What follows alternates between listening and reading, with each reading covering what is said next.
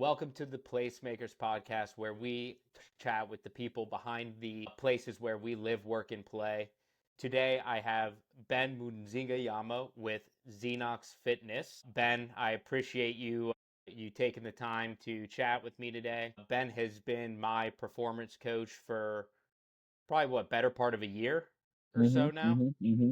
We've been working together, and he's had an incredible impact not only on my physical health, but on my mental health and well-being as well. And so, Ben, as you know, my why is to build the city that I want to raise my kids in. And the whole idea behind Placemakers is to chat with people who are making that happen, right? Right. And there's kind of two components to that.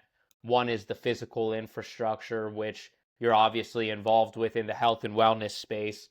hmm And then the second component of that is the values and resulting culture that hmm then inhabit and fill those spaces. And so that's what I want to, chat with you about. But for starters, if you could just give folks a little bit of your background story, where you hmm grew up, how you got into performance coaching and what it is that you're doing, and we'll hmm just take it from there. Yeah, for sure. No, thanks for the intro. So yeah, I went to Westerville North High School. I was playing ball over there, and I always had an interest in how athletes were recovering, as far as like how athletic trainers were handling us when we got hurt. You know what I mean? Just always had a desire to learn more about that. So for me, that bubbled into a knack to want to go to school for physical therapy and also minor in psychology because I also want to do clinical psychology. But my sophomore year playing ball, after going through surgery, I realized a side of physical therapy that I did not understand prior to going to PT as a patient. And so that kind of opened up my eyes to pivot and really take on what was really meant for me, which was focusing on the performance side and not having barriers that would come being a physical therapist. So being able to work on the mental portion of things, nutritional, physical, all in a holistic, complex way, but not complicated, but complex, meaning that these parts are working together synergistically, which is something I never really saw in a clinical setting within physical therapy. And to be fair, it's kind of hard to do as a physical therapist in a clinical setting because you're going to be focused on the art of physical therapy. There's not much time to be diving into nutrition and mindset. You can skim over that, but I wanted to dive into it. So having no parameters, being a performance coach, like that compared to me being a physical therapist allowed me to do that. So stop playing ball in college to really pursue this. And, to backtrack on that, after getting surgery and going through rehab, I noticed some holes that were there within mainstream physical therapy, just mainstream health and wellness that I knew I could get the information to plug up those holes other places as far as continued education outside of mainstream education, which really helped, you know what I mean? So being able to apply that in a setting that I enjoy. So that's when I stopped playing ball to start Knox Performance, that then now has turned into Meta Athlete now because we're looking at the holistic portion of being an everyday athlete. So the metabolic athlete, but the deeper sense of that is the mental, physical, emotional, metabolic portion of who you really are working together. So yeah, that's how I got into what I'm doing right now. This is the direction we're going. Awesome. So I wanna come back to your injury and the surgery and kind of what your process was that you took yourself through to recover from that, because I feel like that was kind of seems like that was a pretty pivotal part in your story and just going hmm through that experience yourself. And I think that's why you're able to help other people walk through that, because you've really been there and done it yourself. But before we do that, you kind of started in high school. Take Right. us a little bit further back. Tell us about your childhood. Was there anything growing up that you feel like kind of led you down this path? Yeah, it's funny. So in the third grade, I tell this story sometimes, but the third grade, I lost sprints to a kid that was in my class. So the school that I went to, everybody would participate in sports, and then it was mandatory sports at the beginning of the season, and those who excelled would become part of the teams of those respective sports. So within sprints, somebody in my grade who was older but still in my grade beat me in sprints. And at the time, my brother had moved out the house and he had left weights in the house. And so I was like, all right, if I in my mom's house, the driveway is decently long. So in my mind at that time, I was like, all right, if I pick up these weights and run up and down this driveway with them, if I drop the weights, I should be faster because they're gonna add some weight to me. And man, that's when I started getting into it. And I've always just been a nerd for the science and just information since a young kid. Books that had to do with astrology, different sciences, astronomy. Just been always a nerd for science, man. And so I don't know. It's just kind of found me, to be honest with you. It's just been, yeah, it's just been natural since then.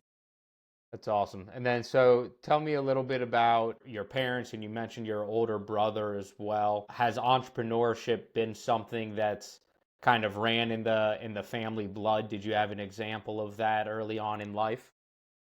Yeah, so I mean, it's two different households. My mom and my mother and my father were both in the banking, and when I was 4, my mom left to become an entrepreneur. So my older siblings that are much older than me, their formative years, they watched both of my parents work normal jobs, but in my formative years, 4 and up, I don't have any memory of really small memories of my mom working a normal job. She had been an entrepreneur since I was 4 around that time. So that shaped me into always being independent, wanting to do my own thing. And also even then, like I remember I had this like fake laptop as a kid and I would pretend to be a CEO of a shipping company. I don't know why shipping company, but the idea of just being an operator or owner of some kind of entity has just been naturally to me. So I don't know if it was me watching my mom do it or just something that always just came innate.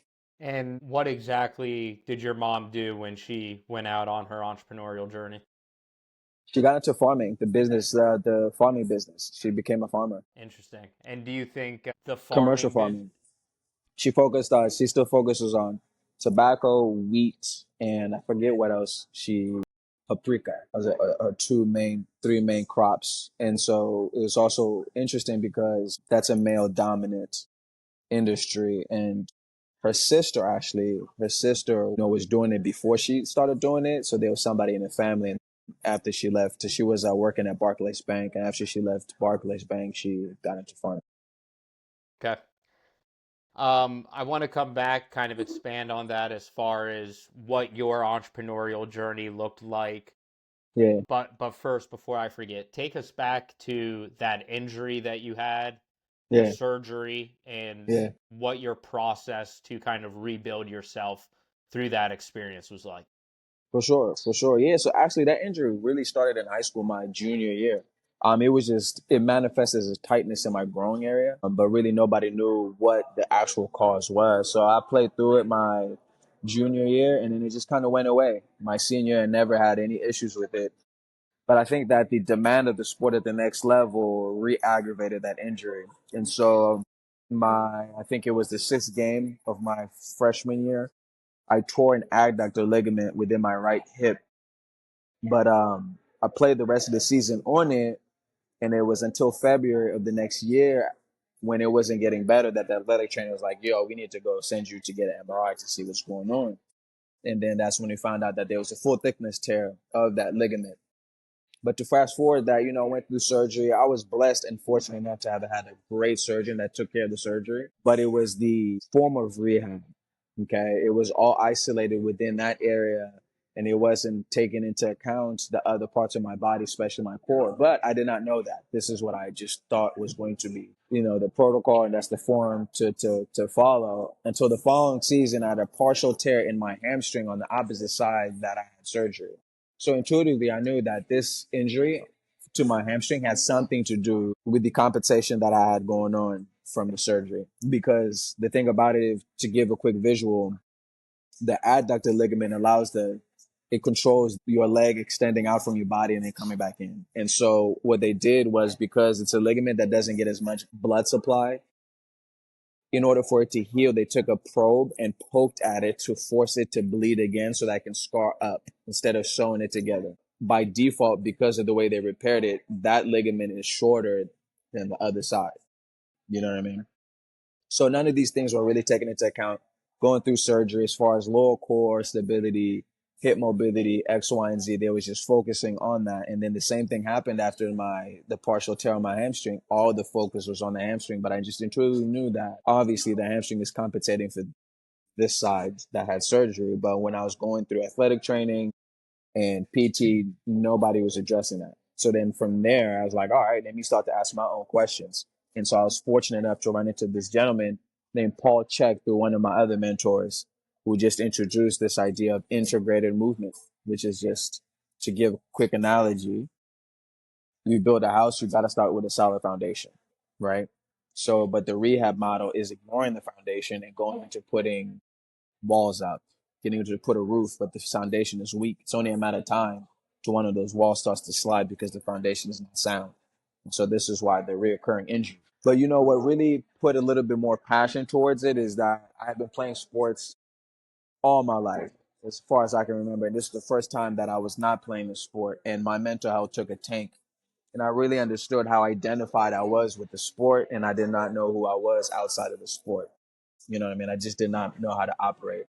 And so there came a burning desire to help athletes do two things: reduce injury, prolong the longevity of their careers, but also mentor athletes into understanding the mental side of the game. You're right. You know, because really playing at a collegiate level, when you play high school, yes, you can get exposed to the mental demands, but because at the collegiate level, it's more the mental capacity of it. And then when you go pro, it gets magnified.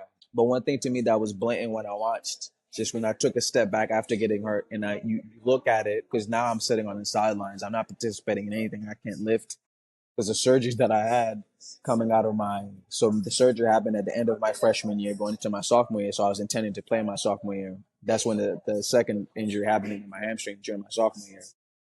And during that time, the surgery required for me not to activate my core strenuously for 6 months. So like I can't do anything. You know what I'm saying? After the surgery, they were actually told me like you can't not sit up out of bed. You would have to roll onto the side and then kind of flop out of bed so that you don't put too much stress. And so there's so much muscle atrophy, you know. So you're playing ball and then you just see your body wither away because you can't do anything that's going to activate your core, and that's everything. You know what I mean? So I'm looking at myself from a different lens. And then I'm also looking at the sport that I've played for so long from a different lens. And I really see the mental side of it. And it was crazy because playing at that level, the difference between the fourth string and the first string was a couple plays during camp. You know what I'm saying? Everybody's good. So it's like, okay, but how did you make those plays when he couldn't? We all studied the same playbook. We all have the same abilities. And it was blatantly obvious to me that it was the mental side of things. You know, when I came in as a freshman, I had just mentally decided that I was going to start. And that confidence is really what allowed me to do it. The talent, yes, but we're all talented. Could I make more plays? Yes, but it was only because I decided I could make more plays. And then my sophomore year, playing, which was awesome, the injury gave a good contrast. My freshman year, I'm confident as all can be. But after the surgery, you know, I played corner and I'm playing one-on-ones. Never in my time would I ever have any doubt that I could guard this person. I'm thinking I'm about to catch an interception. I'm about to tear his head off. Now, my sophomore year, I'm thinking like, damn, I hope nothing breaks. Mm-hmm. As I'm playing ball, and I just noticed like, you know, it was weird. I just couldn't guard anybody. You know, I was in my head way more than ever. And it was just a huge contrast from my freshman and sophomore year. And then even the response when your performance starts to go down from your peers and your coaches, you know, you just, especially for a sport like football, you become a second class citizen at that point in the locker room. And then that just further takes a hit on your mental. So and that's when I really noticed the impact of the mental side of things. And so going through that, you know, now, you know, it was a form of depression, but at the time I didn't know that. I just felt like I was in a bad mood. You know what I mean?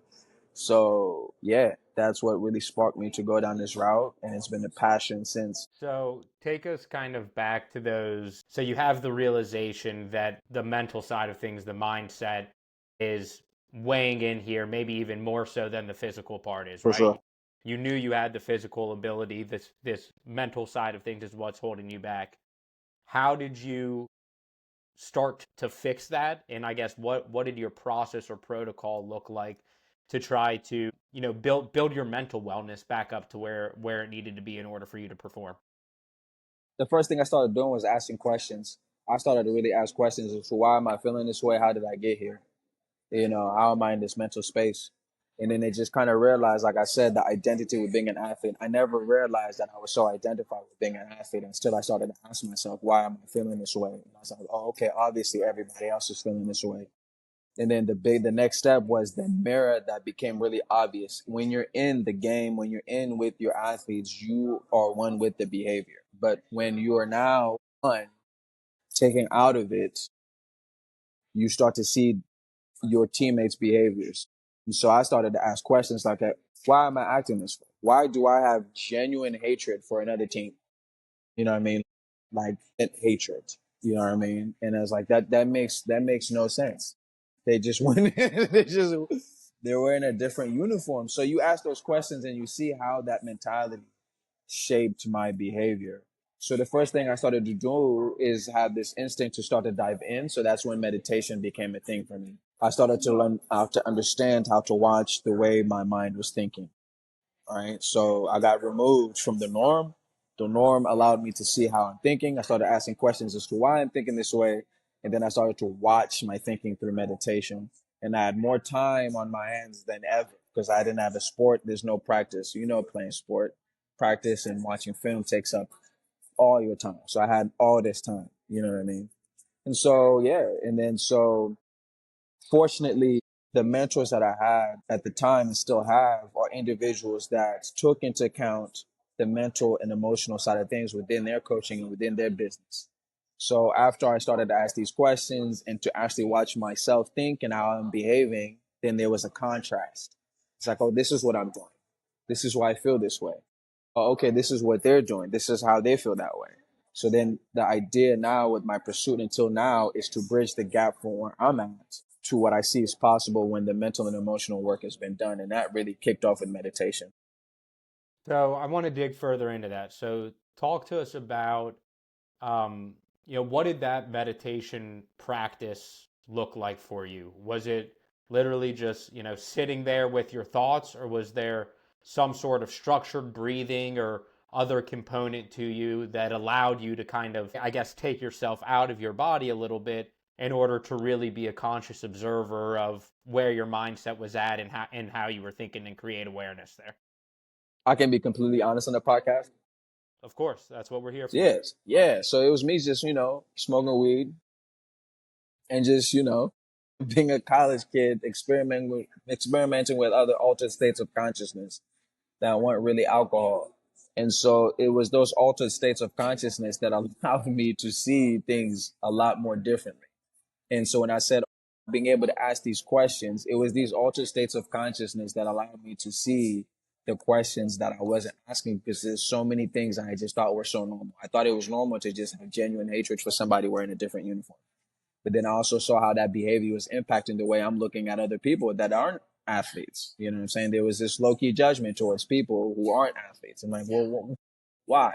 You know what I mean? So the meditation took place, with the facilitation of our nutraceuticals, you know what I mean? Whether it was weed, rooms. And then after that, it really became rituals in the sense that I was like, okay, if I feel this a lot better with this practice, what else could I change in my life? And that was the first time really I started to create a bedtime, wake up at a certain time, have structures to when I'm going to study. This is the first time I was like, maybe I shouldn't be drinking tonight. You know what I'm saying? Because I need to wake up and go do this, and the third. Before it's like, yeah, we're going to do all of it. You know what I mean? I'm going to pull all-nighters. And so it was really, again, looking at the consequences of my behavior through meditation and altered states of consciousness that allowed me to see the consequences of my behavior because at the time I wasn't thinking about that. You know what I mean? So to keep it short, it was creating routines and practices that continuously brought to me how I felt through meditation, but to stabilize that and to make it normal. We'll come back to that because I want to talk more about routine and what your routine looked like at the time, how that routine has evolved over time.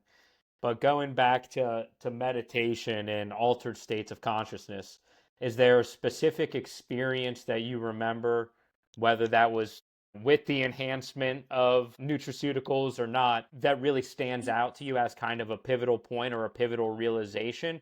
Or was it kind of the compound effect of going back into that state time and time again? Now, there was definitely two moments for sure. One of them was, and, I wasn't practicing, right? So I was going to go to practice high, you know? And so I'm walking into my dorm room on my way to practice, and I'm not really taking it seriously because, again, like I'm not practicing, so I'm taking my sweet time. I'll get there when I get there because when you're practicing, you're going to want to get there 45 minutes early to get your body ready. I'm like, I can get there when practice starts. And I saw the sign that says, if you couldn't fail, what would you do? And it became obvious to me at the time that I did not want to be a physical therapist. I was doing it for the accolades, for the guaranteed salary, and then for the respect. At the time, I'm like, yeah, if I'm a performance coach or a strength coach or just a personal trainer, nobody would respect any of that. So I wanted to be a doctor of physical therapy to put the name on it. And I'm high at the time and I couldn't lie to myself anymore. I'm like, I don't want to do this. You know what I'm saying? So that was one of those moments where it's like, I can't go back anymore. And so I was like, what else am I lying about? And there's another time, when I let go of myself. So I had taken too many shrooms. What do you think too many was? I mean, give us I had like taken about 6 grams. okay, that'll do the Was trick. yeah, I blasted off, and so I'm unable to continue to keep my body functioning. At that point, I was like, I did too much. This is it. This is it. This is it. Like I'm gonna die today. I laid down with the intent of just letting it go. And then I came back, but it was this letting go that released all the grip on all the things I used to take so seriously.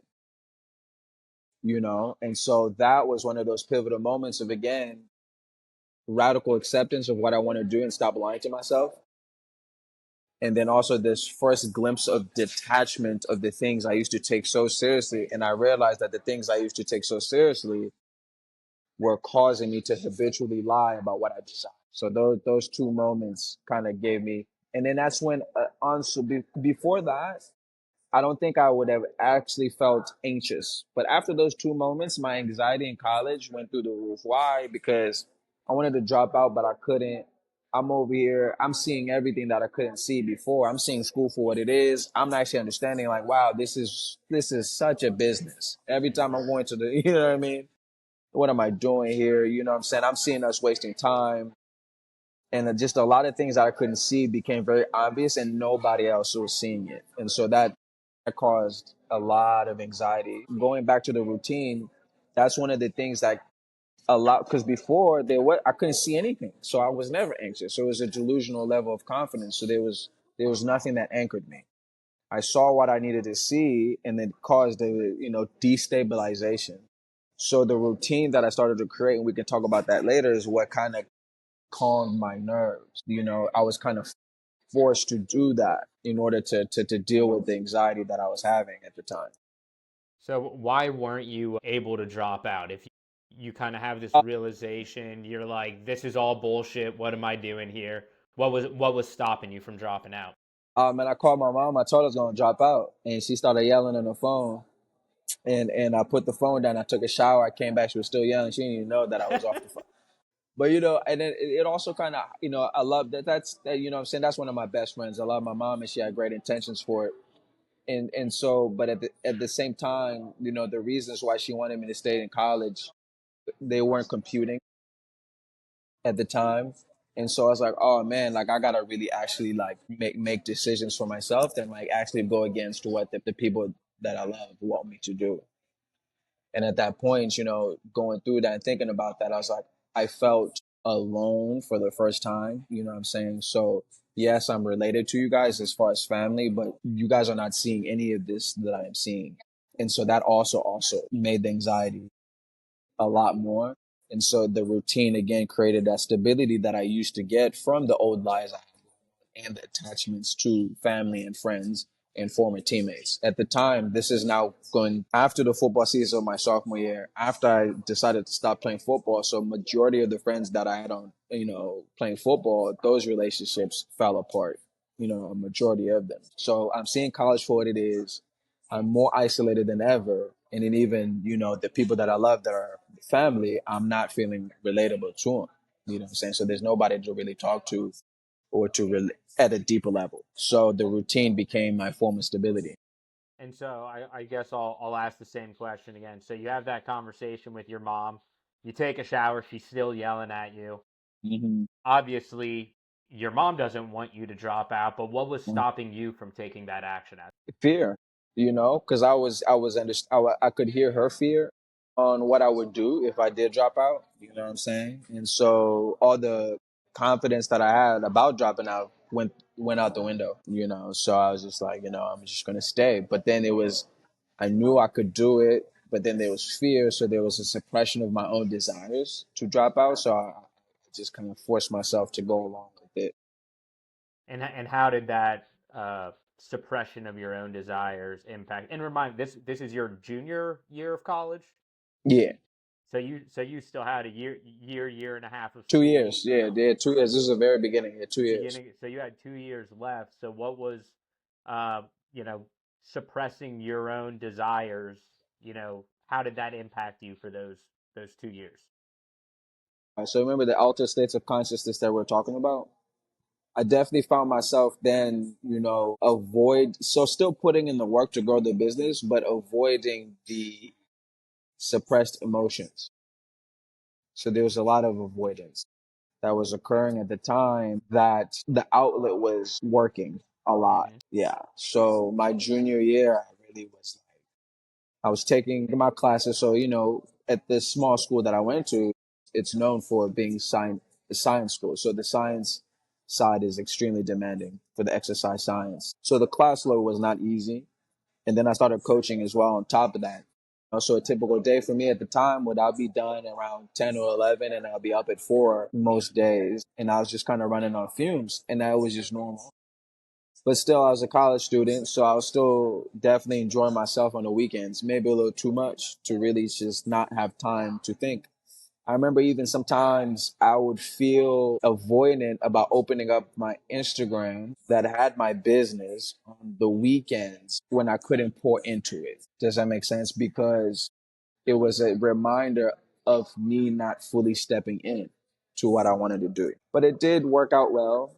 I mean, I'm now trying to be positive. My senior year, I took one class that I'm happy that I did take, that I stuck out for. But other than that, it was still kind of like, So going through it. how soon after your injury or after you stopped playing football did you start building your coaching business? So I started building my coaching business while still playing football. Oh, okay. Yeah, one of the main reasons really wanted to stop playing is I really enjoyed practice. Like I really love to go to practice, and sometimes I would enjoy practice way more than games. You know what I'm saying? Because the team that we were on, was really competitive. So practice was much more challenging and much more fun than the actual games. The games are easy. But it was my sophomore year when I started to dread practice. I was like, this is time for me to stop. And then when I had to cut off coaching because the season was starting, and I was really upset about that. So yeah, I started coaching while I was still playing football, and I was doing that during the summertime before my sophomore year. So you mentioned attachment and Mm-hmm. being attached to this identity of being a football player or an athlete and having to kind of break through the barriers of finding your identity Mm-hmm. outside of sports. Mm-hmm. Attachment is obviously it's something that you and I talk about a lot in our sessions and something that I think most people struggle with, especially until their kind of eyes are open to it. Outside of being an athlete, what else were you attached to that you felt you needed to let go? Or thanks to that, uh, near death experience on shrooms, right? What else did that allow you to let go of that helped you kind of step into this new being?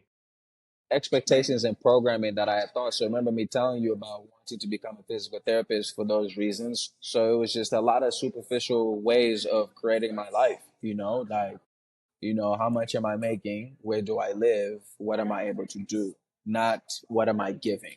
You know what I mean? So that was the biggest one, is like at the time my mind was on, yeah, I like to help people, but it's more about what I'm getting when I'm helping people. So that's a form of attachment. So letting that kind of fear-based consciousness go, that was kind of like a really pivotal one as well. Even being an athlete, there were parts of it that are intrinsic, but there was things of being an athlete that weren't true to me, but I just adopted them as well because of the nature of the sport, environment, and the culture around all this stuff. And so when you first started coaching folks, was your practice as integrated as it is? So take us back to when you first started coaching. Like, what did that look like? Was it just physical performance based? Mm-hmm. Had you started to integrate some of these learnings that you were going through yourself? Like, at what point did it all kind of come together for you? All right, so really how it started, great question, man. It was all physical, right? But I always noticed myself, whether it was before sessions or after sessions, having the conversations organically about the mental, and they would just come out of me naturally. And so eventually, like, I used to just dismiss it as, it is what it is. That's just what it is. Until it was 2020, 2020 during COVID, when things changed. So before that, I started coaching in 2016/17, and we're in person, and that's all I know, right? And then COVID happens, and now there's this interaction where I'm coaching people remotely, and so it became blatantly obvious what people are going through from the mental perspective. So a lot of the things that I had dismissed talking about, that I would talk about but dismiss, I was still getting reps. You know what I'm saying? So there was still some kind of like pattern recognition, like, oh yeah, like, this is what's happening here. So for example, one of the most blatant ones that caught my attention. So I had this lady, her name, yeah, I'm gonna keep her name. I won't talk. Yeah, I mean. So she was sitting at, when she first started working, she was sitting at 350, and she wanted a physician, the surgeon that she wanted to do bypass surgery, was like, I'm not going to do this until you get down below 300. Okay. And with her, when she would get close to 300, she would do something to sabotage herself out of it, you know. And I was, at the time, I took this course with this physician who helps people of obesity, like 600 pounds, around that area, lose weight. And one thing he said was, the human biology, our human biology will never do anything unless there's a benefits to it, even negative behavior. So let's say a person who's smoking heroin, even if it's detrimental to their life, from our perspective, the relief that they're getting from the heroin is much more beneficial than the pain of their sober life. So long story short, for her, she had been abused at a younger age, right?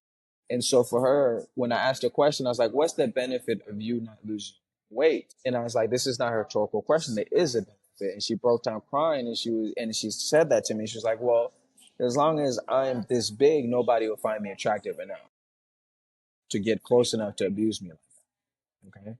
And so I was like, oh. And so for me, after we had addressed that, I just saw the weight melt off. Like, well, obviously there's something else going on here that's not physical. You know what I mean? But at the time, I was working with general pop and athletes, and it was easy to talk about the mental with the athletes, preparing them for the game. But the general pop, I just kind of dismissed it, let it happen whenever it did. But when COVID came, I still had general pop, still had athletes, but I now started to see the mental conversations push the needle more, especially during COVID, because the place that COVID put a lot of clients into, the general population, had them face their mental for the first time. While in my athletes, they're facing the mental all the time, but they're still young. So they're facing the mental in a controlled setting. They don't have bills. You know what I mean? It's like, it's just towards my sport. Yeah. How do I function better? Now it's people like, damn, COVID is doing this, and the third. Yeah. So, and I started to implement those things. And that's when I first came up with my first journal prompts, first actual mental practices to help people. So the first one was called the FTA model, and then the next one was called tuning into neutrality. So these two things that I created was the feelings, thoughts, and actions. So what feelings are you having? What thoughts and what actions? And it was an idea, and I at the time it was a base idea on how to identify the feelings and the thoughts and the actions that you're taking and how they're resulting in the circumstances that you're engaging in. And then the tuning into neutrality was basically a journal prompt on how to look at any event and take out the good and bad to augment the feelings and the thoughts and the actions you're taking place in. So that was the first time I really structured that, and I saw it working really well. And after that, I was hooked. I went deep into it. I took those prompts to different therapists, but I took them to specifically Gestalt therapists, not CBT. So Gestalt therapy is more of the identifying. So like in the US, it's mostly used during trauma therapy, but not like normal therapy.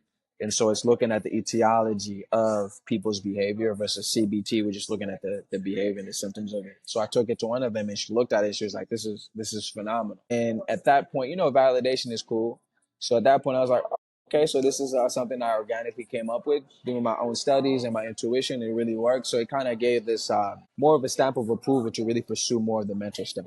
You know what I'm saying? So then I really, since 2020 is when I really started making it part of my programming. But before then, it wasn't. So let's dive a little bit deeper there, because I think this is something that once again, most people, whether they're conscious of it or not, have some sort of mental programming, self-limiting beliefs, etc. That's stopping them from achieving, myself included, right? As you and I talk about frequently, that's stopping them from achieving the kind of highest version of themselves. So you mentioned FTA and you mentioned this journal prompt. For people who are listening to this, what does putting that into action look like? What are the first steps that somebody can take to try to start understanding their current programming, being aware of it, right? As we have talked about, awareness is really the first step, right? And then start to work to reprogram that with a more positive narrative that's going to allow them to become who they're capable of being. Right. Yeah, for sure. So, to keep it, digestible, really it's about tuning into how things are making you feel. Okay. So the first thing is understanding that your circumstances are telling a story about the decisions you've made prior to you being in that circumstance. And so the first thing that keeps people trapped is that we are programmed into feeling certain ways about circumstances habitually. Okay. So for example, we can look at death, and I use this example. So like in other cultures, death is celebrated, right? Mourning is not the usual. It's a celebration. In other cultures, that's a no-go, but it's the same thing occurring. Or going back to the shrooms, I remember one of my first trips on shrooms, I looked at a graveyard and it wasn't my normal reaction to it. It looked pretty peaceful. And I was like, wow, look at these people that have transitioned. This is cool. First, I was like, wait, but that's different from how I feel about it sober. So one thing that became blatantly obvious, especially with this conversation with the situation with the certification that I took with this physician and the practical application with this lady that I talked about with the bypass surgery, is that it was just a simple switch of the perspective that she had towards her losing weight that changed everything, not the actual work that she was doing. You get what I'm saying? So it's about people understanding that, one, the way you see something does not have the default. There's multiple ways of looking at it. So it's not about telling someone not to look at it. It's just by asking a neutral question, going back to the neutrality. What would happen, or how would you feel if we looked at X, Y, and Z through this lens, and have them answer the question on their own and be like, okay, so how does that feel instead of this? It feels X, Y, and Z. Okay, which narrative would you rather take on? All right, I'll rather take on this narrative. That's the thoughts of the FTA model. Okay, well, then what feelings come along with that narrative? Okay, then what actions? And then you just simulate it, be like, okay, well, if you felt this way and thought this way about this exact same situation that you felt trapped about, and you took these actions, what is going to occur in the future? And so that journal will have them just basically write an imaginative story about what would occur if they took on this perspective. And at that point, you paint this picture that's objectively clear to yourself. And so you have two options. Now you're aware of how your perception can result in two things because we use your imagination to simulate that. And so now it's a choice about which version of your story do you want to go along. Love it. Love it. So a lot of this comes down to the beliefs, right? How the internal narrative thoughts, etc., that we're telling ourselves, how that's influencing how we're feeling, which is going to influence our actions, right? What role for you, and the answer to this could be not at all. What role does faith or spirituality play in this for you, whether that's as a coach or just as somebody who's worked through these challenges themselves? I mean, look, man, I think faith and spirituality is the bread and butter at the end of the day, right? Because going back to the example I gave, when I said, okay, we simulate two options. The situation is most people have seen option A, but they can imaginatively and cognitively see option B, but you actually never experienced option B within your senses, right? And so most people, because they put their senses above all else, they'll get trapped. Well, faith or spirituality is a method, a tool, a point of view of overriding your senses. And going back to the athlete standpoint, for me, before surgery, I'm looking at it, I'm lined up in front of a wide receiver. My senses are telling me that this guy is faster than me. He is really good. But my belief is like, nah, I'm guarding you and you're not catching the ball no matter what happens. And so I noticed that happen over and over again. So when I was a freshman, really, and this is the thing that I've always had, even in high school, the better the competition, the better I played. And then the worse the competition, I would play worse. You know what I mean? And so with that being said, it's that I just naturally had faith or belief or confidence, which is different iterations of the same thing. You know what I'm saying? I'm confident that it's going to work out. In other words, I'm faithful that it's going to work out. In other words, I believe it's going to work out. You know what I mean? So it's like your faith or your spirituality or your belief in something unseen has to take you forward past your circumstances. You get what I'm saying? And so to me, that's the biggest one. But at the end of the day, it's not spiritual. It is spiritual, but it doesn't have to be put into that context.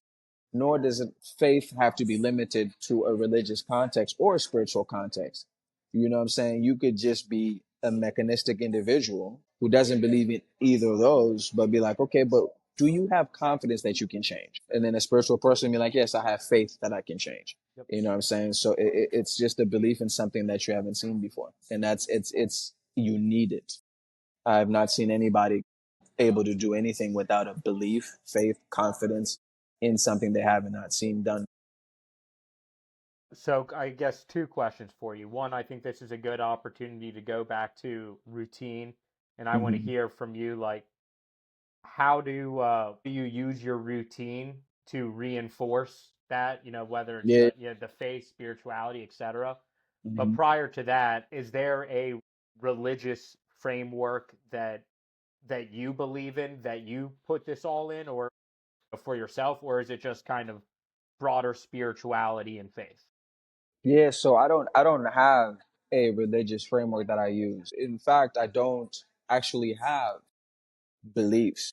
One thing I believe in is unconditional love, and I believe in God. Okay, and so God's oneness is unconditional.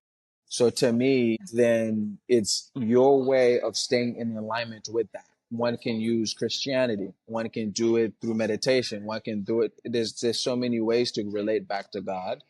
But because of this unconditional sense, to me personally, I don't see as that essence of God being picky, how you come back to him as long as you get back to him within truth, you know? And so, but being a coach as well, if I had beliefs that were emotional, then subconsciously or consciously, I might push that onto a client.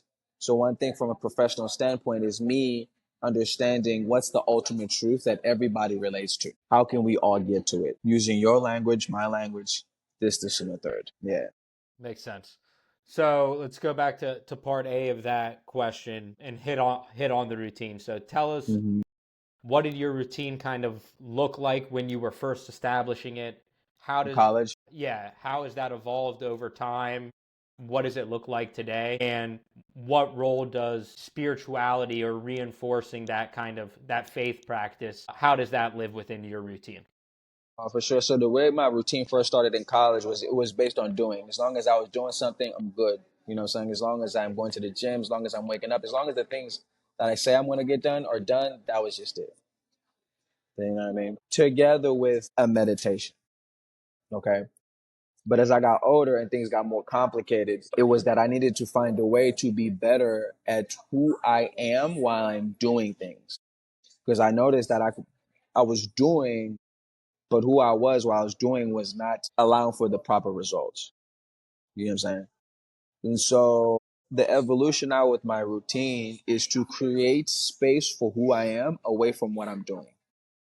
And so going back to the spiritual side of things, it is about connecting to my higher truth outside of the earthly things that I participate. You know, one thing is clear that this label of being a coach, a performance coach, whatever, it's just a label. There's nothing else going on besides the label. I am just doing a service to other people that allows them to be better. And so the identification with the results, the objective things that can occur, that attachment can stop me from doing what I'm doing. And we've talked about this, right? If I'm attached to your success, then if you're not being successful, then I'm frustrated. Then that's going to deter you from even being successful. Does that, you know what I mean? So now the routine now is all about impermanence and detachment. Me putting myself in the best position to not identify with what I'm doing so that I can do what I'm doing better. Because I believe that what I'm doing are simply vehicles and tools to channel a greater purpose that's even bigger than the coaching. It's what can I do for you? And whatever I can do for you is a lot better than my title. And so my attachment to my title will interfere with, but it's a paradox at the same time because I still got to respect it. So it's a play in between. So long story short, the routine now has evolved into keeping a clear state of mind, mentally and emotionally. And what does that Look look like like in now. practice? Yeah. Okay. So for me, waking up, I'll get up about around 3:50 in the morning every day so that I can have at least 20 to 15 minutes, 15 to 20 minutes of just silent meditation. And then I'll get into this book called The Course of Miracles, which is a study of Christ consciousness. And then I'll head over to the gym. Whether I'm working out or not, I got to get into the cold water because the cold water allows me to do a couple of things. The sheer discomfort of the cold water allows me to override just the desire for comfort from a basic level. But then even then, just the other benefits from like neurotransmitters, from the dopamine that it allows you to experience later on during the day. Recovery, not so much. I don't do it for recovery, but it's just doing something extremely difficult in the beginning of the day to override my desire for comfort. After that, it's like, I'm comfortable now in whatever happens. And then I work out. So my workouts are my meditation. I really don't allow people to work out with me, because I don't work out with headphones on. It's just sometimes if there's nobody in the gym, I'll turn the music off and sometimes train in silence. I used to do that a lot when I was powerlifting. But it's just moving weight intentionally that just grounds me. So that's my routine as far as how I start my day. And then at night, it's just a reflective, process. Whether I'm just hanging out with my pup, just combing through the day. How did I react to this? How would I like to react to this a little bit better? And so, yeah, that's just the most part of it. And so that end of day practice, the reflection, is that something that you journal or is that just internal, something that you process, think through as you're winding down your day? Now, it's mostly internal processing. Most of my journaling occurs in the morning. You know what I'm saying? After I finish doing my studies of this book. But yeah, at night it's mostly just a passive reflection, literally as I'm just cleaning things up, walking my pup, or literally as I'm laying down to sleep. But it's habitual now, and it definitely helps a lot as far as reprogramming the way I'm thinking about what I'm reflecting on prior to going to sleep. Love it. Yeah. How did it sounds like this book, The Course of Miracles, is something that has been impactful and very meaningful to you. Is there a story behind how that came into your life? But I cannot tell you actually how I found the book. I don't know. I don't know.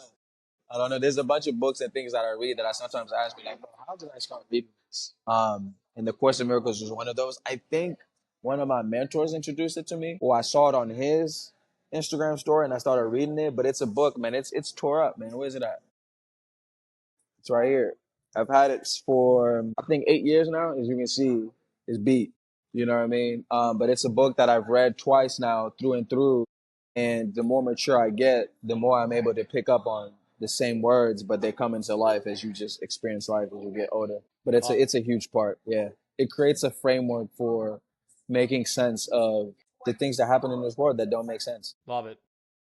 So we're getting up on an hour here, and I want to make sure that we give you time to talk about your business, what it is that you're working on. So first, tell the folks that are still with us, what is your focus right now in your business? Like, what type of clients do you like to work with? Hmm. Um, and I got a couple follow-up questions after that. Yeah. So to start off with, what kind of clients do I like to work with, or what do I enjoy doing within the business? I'll let you take that whatever direction you want to do it. Yeah, so right now my huge focus is on metabolic health. And the reason for it, and I was just chatting with a friend today before this, is that, there are a few quadrants that make up our health. That's going to be our emotional health, our mental health, the lifestyle that we're living, the way we move, and the way we eat. Okay. And for the masses, one of the greatest ways to make sure that those five pillars are in place is metabolic health, because there's no way of making sure that that metabolic health is on point without all five of those pillars complementing each other. But then again, why is metabolic health important? Right now, there are some really amazing clinical studies showing that things like brain cancer and other forms of cancer, that after chemo, metabolic therapy is one of the most effective ways to treat that. And the reason for it is that any expression of health, whether it's the regeneration of health or degradation of health, starts at the cellular level. All chronic health issues start from a cellular level. Cancer, it's a cellular issue. Diabetes, all of that. The metabolic health intervenes at the cellular level. And your mental health, your emotional health, your nutrition, your lifestyle, and your physical movement all impact your cellular level. Traditionally, away from this point of view, most forms of exercise nutrition was kind of guesswork on a possible outcome. And most of that work was done on males, so the success rate of it, due to things like levels of testosterone and high muscle mass, men get easier results when we're younger. But there's so many books on dietetics, so many exercise books, so many ways of doing certain things, yet we're still so sick. One of the reasons is because it's not that we don't have enough information, it's this information is not being consolidated to make sense and work together. So we have good ideas within nutrition, but they're not complemented the mental and emotional side. So this idea of focus on metabolic health is a great way to communicate with a patient on how all these things are impacting you with real-time objective measurements, such as your cortisol levels, your sleep quality, your CO2 tolerance, your HRV, are telling a story as to what is going to occur in the future based on what's happening now from a health perspective. So that's what I'm obsessed about right now. Really, who I love working with, still athletes, not as much as I used to before, but more athletes that are looking to have things fine tuned, So, like one of the guys that I was working with this past summer I've had him for a while, plays professional basketball overseas in Europe, and he's a really quad dominant guy whose anterior chain is his main engine for moving as far as his lower body. And so, as he's getting up into his 30s, more strength is not what's needed. It's him becoming more biomechanically efficient so that we can teach his hamstrings and his posterior chain to work better and stabilize his core in a lot of his movements. Okay. Because early in his career, he had tore his meniscus because of what I'm talking about, being more anteriorly dominant. But long story short, so those are the athletes I like to work with. People like you, where we're working on something very specific as well, together with general health. These are the nerdy things that I enjoy. And then outside of that, it's really the bread and butter, which is working on metabolic health for both men and women from an in-person and online standpoint. with the desire of opening up. I don't want to call it a clinic, but to make it relatable, a clinic where we're focusing on metabolic health, lifestyle, and also create a workspace for people to commune and enjoy the benefits of really getting educated on these subjects. So that's what we got going on. Love it. Is there any one thing or one project that you're working on right now that you're most excited about? For sure. So it's really this case study that I'm talking to you about as far as what lifestyle, nutrition, movement, mental and emotional protocols allow for individuals' metabolic health to progress, So been doing a case study for now. It's up to about 2 years at the end of this year on collecting data and what ways of movement, nutrition, nutraceuticals help improve certain biomarkers within people. So for example, if somebody has low testosterone, what lifestyle ways, what movement is best. So for example, for males that are chronically running, if you have low T, it is better for you to taper down on that running, to introduce more healthy fats into your diet, manage your stress better, get more sleep. And so this is a whole bigger picture situation. Sure, could they get on TRT? Yeah, okay, you can get on TRT. But as long as these other things, so what use is it is going on TRT while you're still crushing miles after miles and then your work is still stressful? You know what I'm saying? The return on investment that you're going to get from TRT is going to be less. And so it's about complementing the Western side of things with the more holistic side of things as well, if you choose to go that route. So that's from a male's perspective. From a female's perspective, the chronic high levels of progesterone that we're noticing in women who are 35 and under. What's the common denominator? This case study showing us that stress. Stress from what? A lot of women feeling like they need to compete with men in the job market. You know what I mean? It's just pushing them out of balance. So these are things I went into it thinking nothing of it, but now I'm discovering while I'm knee deep into it. And so this is what, kind of keeps me going. So I've got a couple more questions I want to ask you to kind of wrap Yeah. things up here, but you just hit on something that I wanted to make sure that we spoke about, and it slipped my mind earlier. Hmm. You just mentioned stress a couple of Hmm. times. What role does stress play in both our physical and our mental health? And what are some of the stressors that, especially here in the United States, in the Western world, that we're dealing with that, maybe historically or, looking at it from an evolutionary biological perspective are relatively new, right, to us as Hmm. humans? Nah, for sure. So the World Health Organization recognizes stress as contributing to, I think, is responsible. Either it's 88 to 92% of the health issues people are dealing with. I think if you even go on their website, they talk about, I think since 2014, chronically high stress was considered a worldwide epidemic.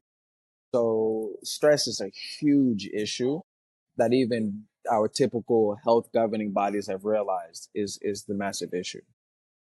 From a neurological standpoint, currently right now the data is showing that 88%, but some other neurologists and physicians will tell you it's 100% of health issues start off as thought forms. But what's intervening at those thoughts? Stress. So what's showing is that the levels of stress that people are experiencing are creating distortions within their thought and mental and emotional, which is resulting in the health issues. So going back to why metabolic health is so clutch is because that's one thing that we can intervene.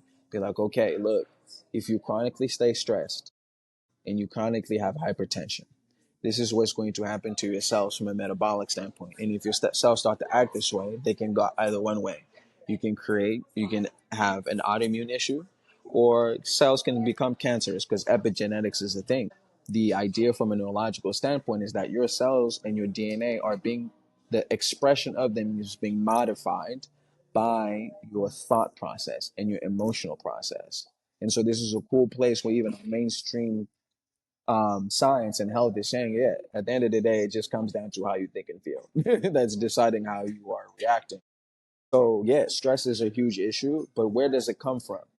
Surely, it is definitely a Western thing of getting this, doing that, and less of being. Okay. And so, nobody is patted on the back for making time off, but working overtime is culture accepted. In college, pulling overnights is completely normal. Working multiple jobs, this, and the third. With respect to how demanding the world is, people have to pay bills. However, a meeting of the demands of the world don't have to require stress, but there is a badge of honor for taking on stress and dealing with it so much. People literally are so happy to talk about how stressed they are. You know what I'm saying? And so it's a cultural addiction to stress because it's a form of stimulation, just like any drug.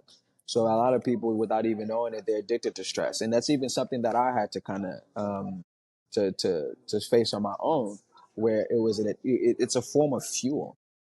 It's Hmm. it's it's stimulating, and some people do not know how to operate and get things done without being stressed. What are some ways, some simple ways for people to try to manage their stress? Simple ways to try to manage stress: get more sleep. That's the biggest one. And a lot of people, just like for the first time, if you ever track your nutrition, you're like, oh, I eat a lot. And then unbeknownst to you, you don't actually eat a lot of food. Most people think they're getting enough sleep. So even then, just to keep it plain and simple, the body will recover from 10 p.m. until 2 a.m. And then the mind recovers from 2 a.m. until 4 a.m. So most people think, oh, I got 8 hours of sleep that started at 11:30. Well, you already disrupted that circadian rhythm. So it's just like if people understood to go to bed much earlier without adding, hey, I need you to meditate. It's like meditation takes effort. So if I was like, you got to meditate, go walk in nature. Those are things that need effort. And most people don't even have the energy to sit down and meditate, to go take a walk. But if people just go to bed a little bit earlier, they'll wake up more refreshed and will have the capacity to then further manage stress. Because once you get 3 days, sleep is the best performance enhancing drug. People don't even know how shitty they're walking around right now. You get 3 days straight during the week of good sleep, you're gonna be like, what have I been doing for the last 10 years? You know what I'm saying? And when you go back to it, you'll notice the difference. Like, damn, I'm stressing about this a little bit more. Damn, I had a little bit more road rage. And then stress will start to become blatant. But because people are so addicted to it, people are so accustomed to being stressed. Like one of the most common things, especially for women, is when we're adjusting certain things, they'll become stressed out about why they're not stressed. And men as well. You know what I'm saying? Like, I need to stress about something. Where's the stressor at? And that's why the news is so addictive.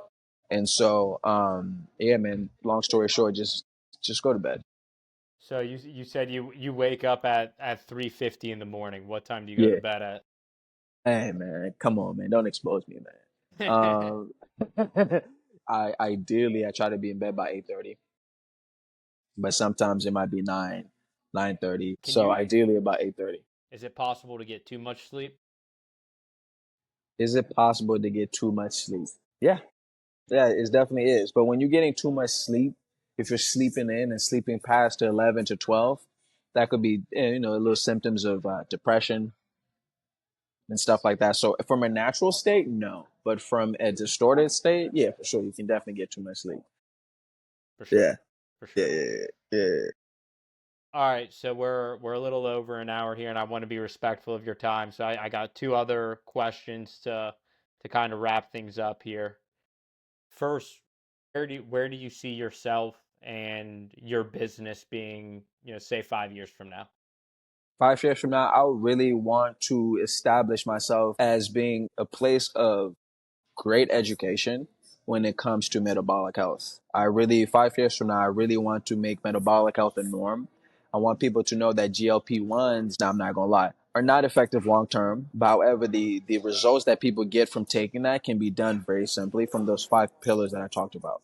And so 5 years from now, just this short term is about really being a voice in a place where metabolic health is now something that people are like, what's that? It's like, oh no, that's really what that is. Multiple platforms of just mass education, whether it is coaching, whether it's courses that people are going for, but it's scaled education on metabolic health. It's funny that you mentioned GLP-1s. I think it was actually this morning I saw an article about, I think there's like already 10,000 lawsuits against Ozempic. So like it's Yeah. that facade. I thought it was going to take a lot longer. I thought it was going to take, wait until these people who are taking it in their 40s, 50s get into their 60s, 70s and we have osteoporosis, pandemic or whatever it is, right? Yeah, it's happening quick. It's happening quick. It's happening Yeah. real quick.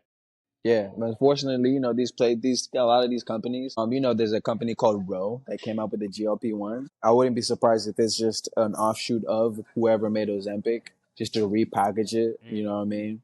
to tell people, oh, this is safe, because supplements do it all the time.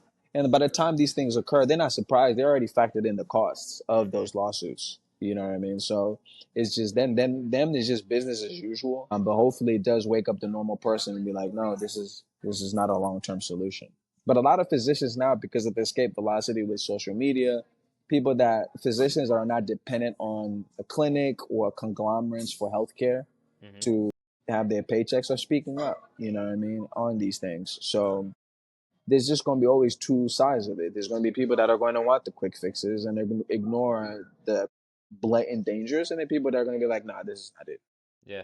I mean, that's Yeah. kind of the broader takeaway from the entire conversation, right? Is like if you're looking for a quick fix, whether it's for your physical health, mental health, whatever, it's like you're probably going to be sorely disappointed. Like Yeah. you got to be willing to put in the work, right? Right. Right. And And enjoy the work and too. enjoy the work, Yeah. right? Yeah. Enjoy the Yeah. Yeah. process. Right. Just like, in real estate, like if you're looking for quick fix deals, like you're going to be putting out a lot of fires. Yeah, no doubt. You know what I mean? So it's in every single field. No doubt. Yeah. All right, so last question for you. Yeah, if people want to get in touch with you, Mhm. talk to you about working together, what's the best way for people to follow your content or just get in touch with you? Instagram is the best place to find me. Underscore meta athletes. At underscore meta athletes, the best place. All everything that you're gonna need to understand what I'm doing, get in contact with me. You can find it there, or hit up my boy Alec. He'll tell you. He'll tell you about me. Awesome. I'll make sure that your Instagram is in the episode description as well. So Appreciate it. I appreciate you, brother. Is there anything else that you want to leave our listeners with before we wrap this up? I think the last thing that you talked about, what's the best way to manage stress? Go to sleep, you know what I mean? And I mean, I think the last one is just for people to not be fearful of it, but to respect the opponent that they have in the form of stress. Stress is not bad. It can be a positive, it can be a negative, but to really respect what it is for what it is and stop like kind of shrugging it off. Because that is it. The moment that starts to become regulated, the whole world opens up to you. Absolutely. Yeah. So that's the last one. Absolutely. All right. I think that's a great way to end it. I appreciate you, brother. I love you. Thank you All right. for taking Love the you too, bro. time, and Thank you. Thank you for having me. have a great weekend. You too, bro. All right. See you. All right. Peace. Bye.